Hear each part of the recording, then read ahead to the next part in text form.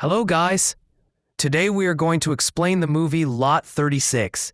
Lot 36 is the first story in Cabinet of Curiosities. You can watch this story on Netflix. The old man bends down to pick up a skull, but suddenly he feels pain in his heart, collapses, and dies. After that, we see a man named Nick, who has come to a storage auction at a place called 24-Hour Storage, where many others are also present. Then Eddie, an employee there, tells everyone that these storage units are rented by people who don't trust banks.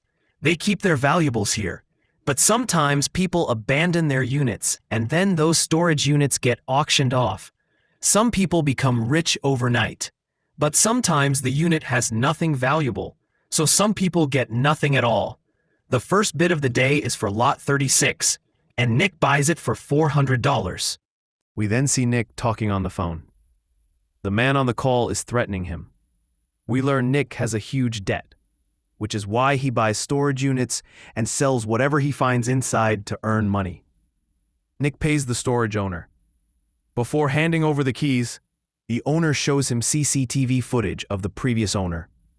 He says the old man always came with the same bag, stayed inside for 1 or 2 hours, emptied the bag, and left.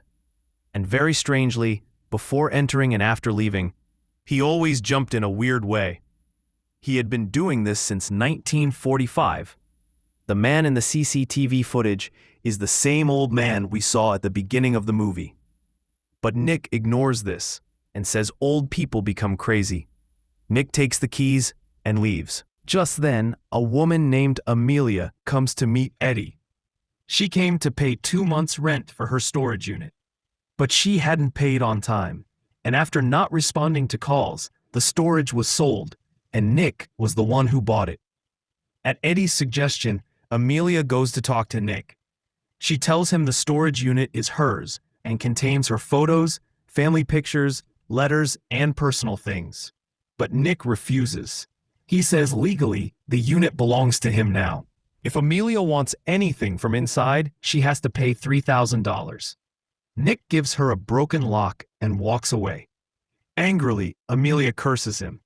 Nick starts checking the contents of Lot 36 and notices it's much smaller than the others. When he asks Eddie, he says this particular unit was built in the 1940s, so the sizes differ. Eddie also tells Amelia she can check her things outside, but Nick gets angry. Nick says he has sacrificed a lot for the country, even lost hearing in one ear and lost his wife. He has suffered losses too, so now he won't let go of his profits. Nick leaves after scolding Eddie. Evening falls. Nick finds a lot of antiques inside Lot 36, gold sealers, flower paintings, etc. Just when he is about to leave, a man attacks his car, drags him out, beats him up, and demands he return $30,000 by tomorrow. Amelia sees this, but Nick shouts at her to leave. Nick applies first aid to his injuries. Eddie arrives and tells him to sell the antiques to a lady named Agatha, who gives good prices. Nick drives to Agatha's shop. Agatha starts examining the items. She says the flower painting is extremely delicate and made using human hair. Nick then gives her a secret book. Agatha calls someone named Roland, Rolex in your transcription, to come and check it. Roland arrives and gets shocked seeing the book. He asks where the 4th book is. Nick doesn't know anything about it.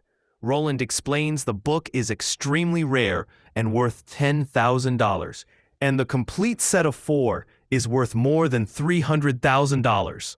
The 4th book is the rarest because it contains rituals and spells to summon a demon and trap it. Roland says the only way the 4th book still exists is if the summoner cheated the demon and didn't fulfill the deal. Otherwise, both the book and summoner would have burned to ashes. Roland tells Nick that if they find the 4th book today, he'll pay him $300,000 immediately. They go to the storage unit. On the way, Roland says he knows the family who owned the unit. They were rich, made money through steelwork, and after World War II came to America. They manufacture weapons for bad people. The man of the family, Geller, was a greedy gambler who lost everything. He befriended demon-worshipping priests and summoned a demon. And then he offered his own sister Dottie Valmer's body for the demon to live in. She disappeared after that. They reach the storage unit and start searching for the fourth book. Roland finds old newspapers about Dottie Valmer. While searching, they realize one wall of the unit is hollow. Nick now understands why the unit felt small. They break open the wall, and a terrible smell comes out. Roland lights candle sand, tells Nick, "Don't touch anything. Don't say anything. and if you encounter a presence from another world, do not make eye contact." They go inside. The walls are covered with crosses and Jesus statues. And in the corner, both of them freeze in horror. Dottie Valmer's rotting, hollow body is tied to a demonic symbol. Her hair is stuck to the floor. Inside her hollow face, they see the demon with multiple tentacles. This was the demon her brother summoned and trapped here. They also find the fourth book. Nick goes to grab it, but accidentally steps on the demonic circle, breaking the seal. The demon wakes up, emerges from Dottie's mouth, and kills Roland instantly. A fourth book in Nick's hand catches fire. Panicked, Nick runs for his life while the demon chases him. Nick reaches the storage door, but it is locked from outside. He tries desperately to open it. Just then, Amelia arrives outside. Nick begs her to open the door, but Amelia remembers how cruel he was to her. So she locks the door with the same broken lock Nick gave her and walks away. Nick tries to escape, but the demon reaches him and devours him. The lights of the storage room turn off, and the story ends here. The message of this story is simple. We should help others and stay away from greed. Nick didn't help Amelia out of greed, and it cost him his life. If you want a part 2, comment below. We'll see you next time with another interesting story.